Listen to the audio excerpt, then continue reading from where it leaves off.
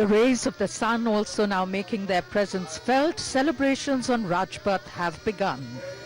Leading this year's Republic Day parade, the parade commander, the General Officer Commanding Delhi Area, Lieutenant General Subroto Mitra, Param Vishisht Seva Medal, Ati Vishisht Seva Medal, Sena Medal, Vishisht Seva Medal. He was commissioned on December the 21st, 1975, into the Madras Regiment. He's an alumnus of the Indian Military Academy and is a graduate of the Defence Services Staff College and the Higher Command Course. तो अभी अशोक चक्र से सम्मानित किया गया है वीर प्रसाद बाबू को। अब थोड़ी देर में परेड की शुरुआत होगी और परेड की शुरुआत हो चुकी है। हमें आपको बता दें कि परेड की शुरुआत में आज उसका नेतृत्व परेड का कर रहे हैं commander lieutenant general Subroto Mitra. The parade commander will lead the parade up to India Gate, and in fact the parade second in command, Major General Rajbir Singh, will lead the parade right up to the Red Fort.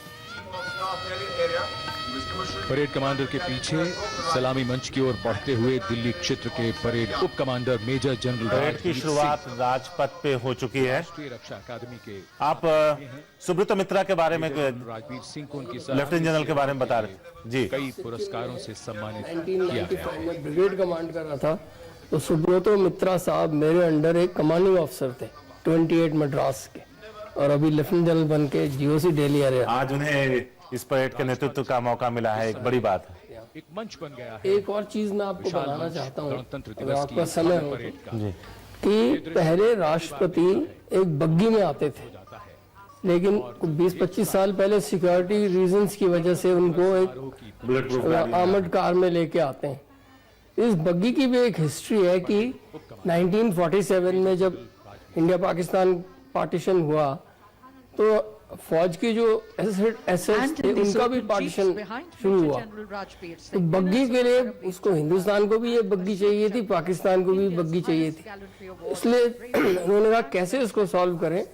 अंग्रेज, आपको पता है उनका sense of fairness बहुत ज्यादा हो, तो उसने कहा भाई बेस्ट तरीका यह है कि आप टॉस कीजिए, बग्गी जिसके हिस्से आ जाए। टॉस हुआ तो बग्गी हमारे हिस्से आ गई हिंदुस्तान। अच्छा, जो एसेट्स का जो डिस्ट्रीब्यूशन हुआ था, जो बता रहे हैं, वो हर एक चीज का, एयरक्राफ्ट, सिपाहियों का, आई मीन वेपन्स का, कैंटोनमेंट्स का, ये सब का इन्होंने वितरण किया था। तो इसी हिसाब से ये भी गई थी। Indian Military Academy Dehradun, Honorary Naib Subedar Chering Muthup, retired, Hukam Singh and Govind Singh of District Chhatarpur, Madhya Pradesh. ये वो वीर सैनिक हैं जिनके शौर्य, पराक्रम और बहादुरी की कहानियां आने वाली पीढ़ियां सुनेंगी और सुनाएंगी।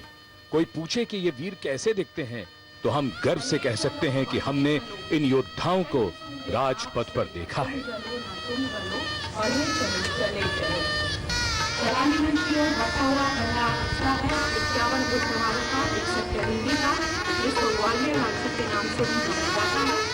विश्व में अपनी तरह का एकमात्र घुड़सवार रहा।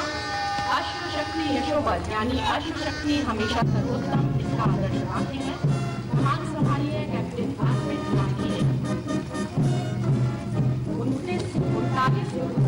सलामी मंच के सामने कैप्टन अर्पित राठी की कमान में 51 घुड़सवारों का दस्ता, 61 कैवलरी का।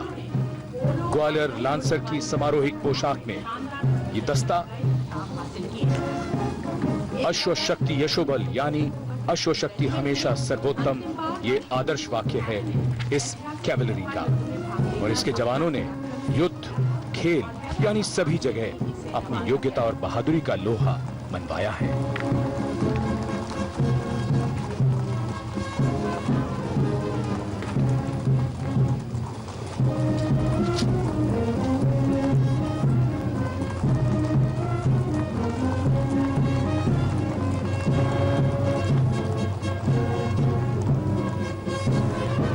The sound of the combined military bands, and so begins an account of India's military might, the mechanized columns.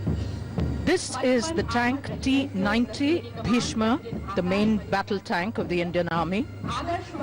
And Captain Akash Majumdar of 55 Armored Regiment is the column commander, and he was the first commissioned officer in the regiment.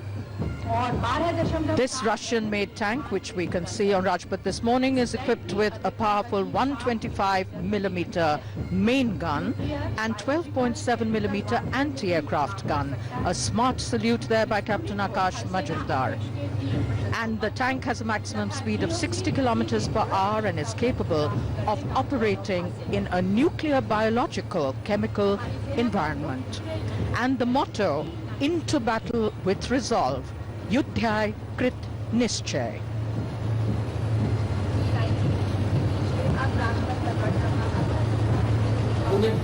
Russia से हमने इसको लिया है और इसको हम अपने देश में अभी The audience absolutely loving these moments here on Rajpath.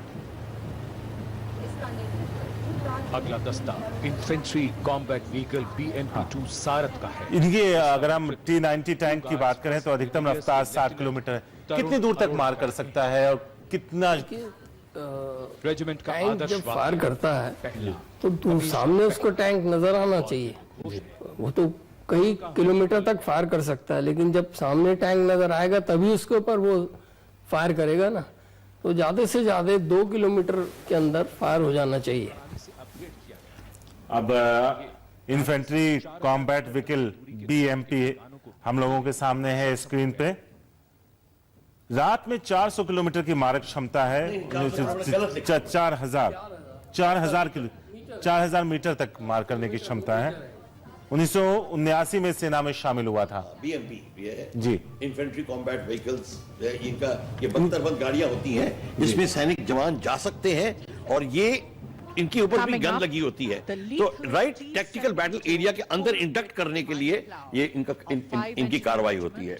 General साहब जरा इनको और क्लियरली बताएंगे। BMP व्हीकल्स हमारे पास बहुत टाइम से है जी, और इसका जो इस्तेमाल लड़ाई के मैदान में जहां पे ये जा सकती हैं वहां पे जाते हैं।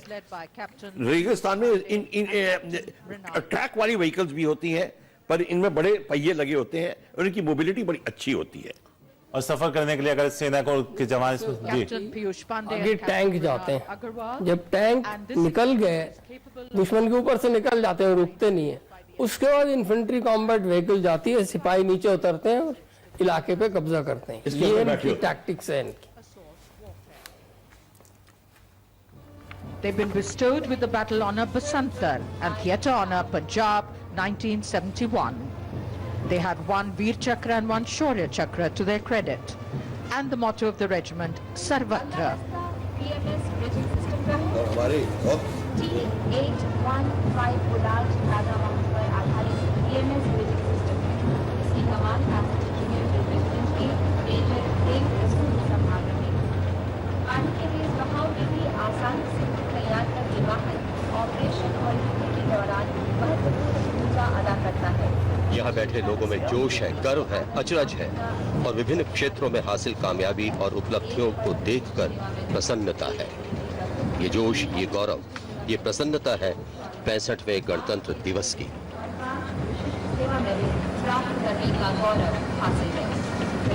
65 इंजीनियर ब्रिज रेजिमेंट के मेजर देव प्रसून की कमान में टैंक्स के बाद में इन्फेंट्री कॉम्बैट व्हीकल निकल चुका है और अब सेतु प्रणाली आएगी और ओसा AK तेजी पानी के तेज बहाव में भी अभी फुल विड्थ माइन प्लाउन।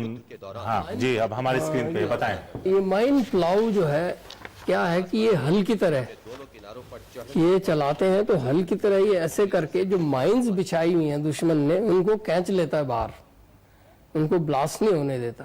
ये है इसकी खूबी। इसका मतलब हमारे सिपाहियों को माइन फील्ड में जाने की आवश्यकता नहीं है, माइन प्लाउ से ही उनको खींच लेते हैं और उनको डिसआर्म कर देते हैं। जैसे हल्का वो होता है ना मट्टी से। स्क्रीन पे सेतु प्रणाली, अगर इसके बारे में आप बता पाए। हाँ, ये सेतु ये एक जो बड़े बड़े गड्ढे नाले आते हैं लड़ाई के मैदान में, उनके ऊपर अगर ब्रिज बिछाना हो तो ये जो प्रणाली है ये ऊपर पुल नुमा चीजें लेके चलते हैं और उनको एकदम से बिछा सकते हैं। तो इनका ये टाटरा व्हीकल पे माउंटेड होते हैं और एकदम से इनको जल्दी से जल्दी बिठाया जा सकता है, जिसका काफी अच्छा इस्तेमाल सेना के लिए होता होगा अगर रास्ते में उन्हें गुजरते हुए इस तरह की परेशानी है। ये मोबिलिटी आपको प्रदान करता है, क्योंकि कोई भी ऑब्स्टिकल आने से ये जो ओसा AK है ये एयर डिफेंस मिसाइल है ये एक्चुअली, तो ये अभी बहुत दिन से हमारी सेना में है, लेकिन अभी समय आ गया कि इसको रिप्लेस किया जाए कोई अच्छे बेहतर वेपन सिस्टम से। ओसा AK की बात कर रहा हूँ मैं, और ये एयरफोर्स में भी है, आर्मी में भी है। 5 से 10 किलोमीटर तक मार कर पाने की क्षमता है। ये सरफेस टू एयर मिसाइल है। 90 किलोमीटर तक दुश्मन के किसी भी ठिकाने को उसके बाद ये जो दिखा रहे हैं स्मर्श लॉन्चर, ये जो जिसका अर्थ है ये दो चीजें हमारे जो आर्टिलरी में शामिल हुई हैं वो बहुत ही कारगर हैं। स्मर्श का आप देखिए रेंज 90 किलोमीटर तक है और 40 बैरल की ये 12